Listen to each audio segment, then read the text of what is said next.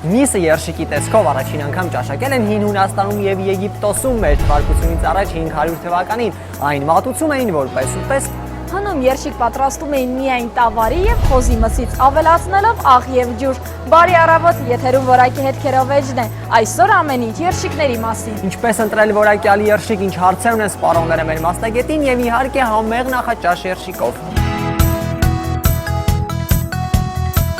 Ապխտած, կիսաապխտած, սերվելատ, բժշկական։ Ժամանակի հետ շատացել են նաև երշիկի տեսակները, իսկ բառն առաջացել է լատիներեն salsus բառից, որը թարգմանաբար նշանակում է աղի։ Հնում այն պատրաստում էին շատ պարզ եղանակով։ Աղդրած մսի գունդը դնում էին արևի տակ կամ զով տեղում, մինչև չորանար։ Ի դեպ, երշիկը համարվում էր ազնվական խավի ուտեստ։ Ֆրանսիայում երշիկ առաջինը ճաշակել են երկրի աղքատ բնակիչներն ու սպասուհիները, որոնք տերերի ինտրիգից հետո հավաքում էին սեղանին մնացած մսի մնացորդները, խառնում իրար ու ստանում երշիկանման զանգված։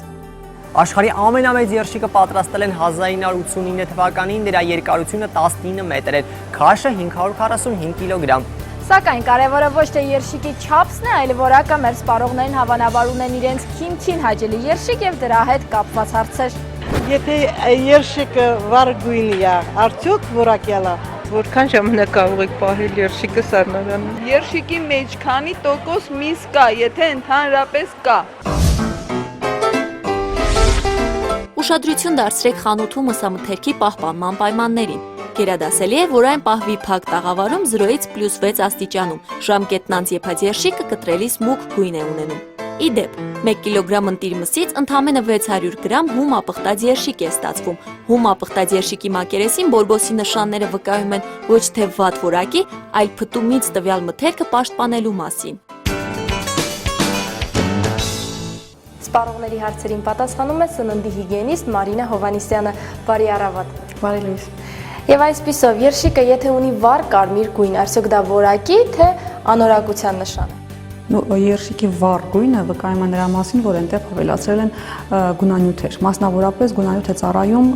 նատրիումի նիտրիտը։ Նրա ավելացումը երշիկի մեջ պետք է լինի շատ չինչին քանակությամբ, որ երշիկին տա թույլ վարդագույն գույն։ Իսկ եթե երշիկը ունի վառ կարմիր վարդագույն արտահայտված գույն, դա վկայում է միայն նրա մասին, որ այնտեղ գունանյութի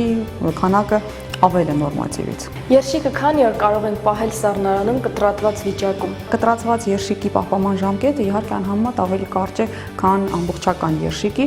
Կտրատված երշիկը ցանկալի է պահպանել սառնարանում 2 սուտկայից ոչ ավել։ Եվ պարտադիր պետք է երշիկը պահպանել սառցախցիկի անմիջապես տակը, իսկ օրինակ ապխտած վակուումային փաթեթավորմամբ երշիկը կարելի է պահել ընդհանուր մինչև 2 շաբաթ։ Յուղով թե անյուղ երշիկ, նախապատվությունը որին տանք։ Ցանկալի իհարկե անյուղ երշիկը, ինչու, որովհետև ճարպի պարունակությունը երշիկում նախ եւ առաջ բարձրացնում է նրա կալորիականությունը։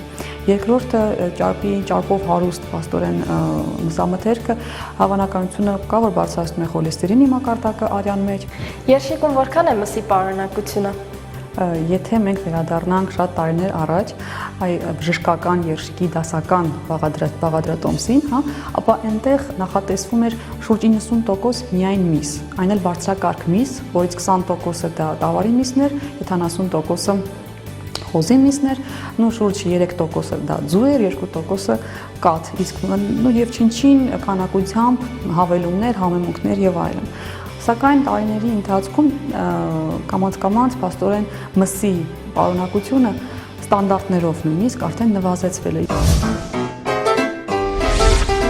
Երշիկի բույրն ու համային գամման բացահայտելու համար հարկավոր է այն կտրատել 45 աստիճան թեքությամբ, շատ սուր դանակով, իսկ վրայի թաղանթը ավելի հեշտ մաքրելու համար նախապես պահել սառը ջրի տակ։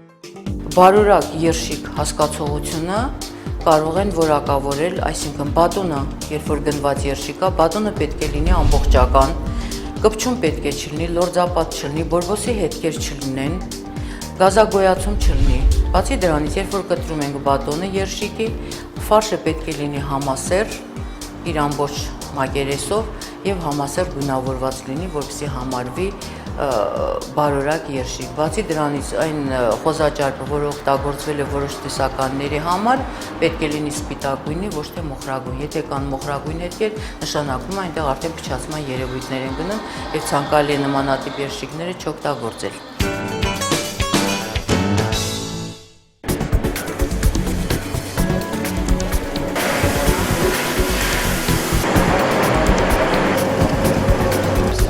Ընդհանրապես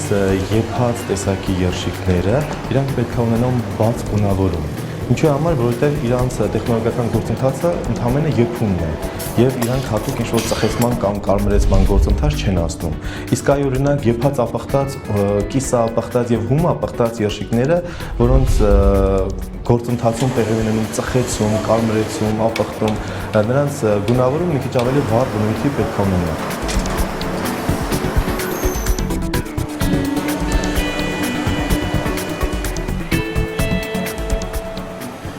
Եթե ճիշտ պահվեն եւ որոշակի ժամանակահատվածներով պահեն,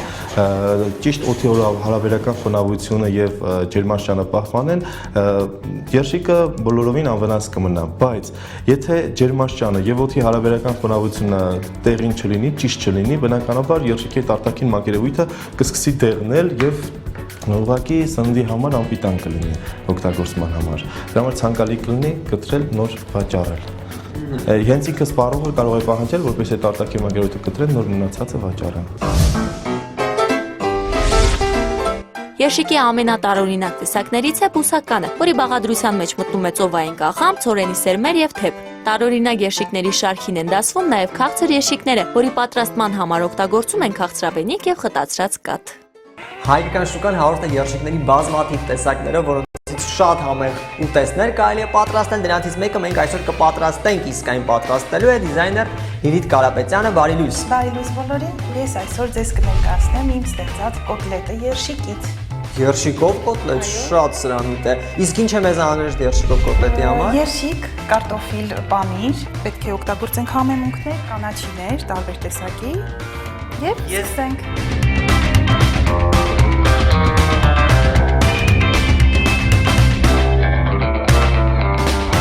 Իսկ կապում ինչ երշիկ է, եփած ցանկալի անյուղ լինի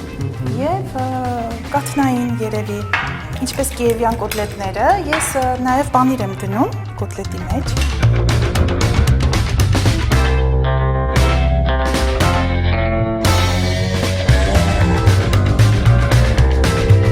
Մի քիչ ալյուր ավելացնենք։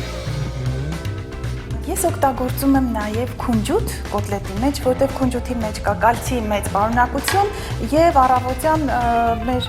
նախաճաշը ավելի վիտամիններով հարուստ կլինի։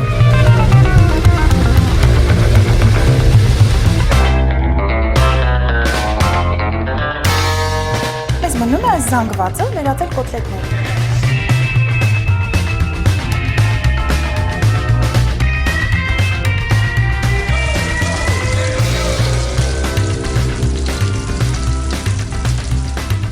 Ահա եւ պատրաստ է մեր երշիկի կոտլետը, որը ընդհանրապես չի տարբերվում մսային կոտլետներից։ Մատուցել ենք նաեւ վիտամիններ բույսերի տեսքով, որպեսզի առավոտյան նախաճաշը լինի նաեւ վիտամիններով հարուստ։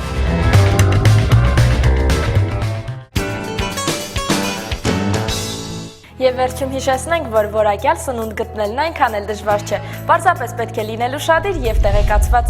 Եթե ունեք հարցեր, փնտրեք մեր Շանթի պաշտոնական կայքեջում կամ միացեք մեր Facebook-յան էջին։ Հաջորդ հաղորդմանը մենք խոսելու ենք բանջարեղենի մասին։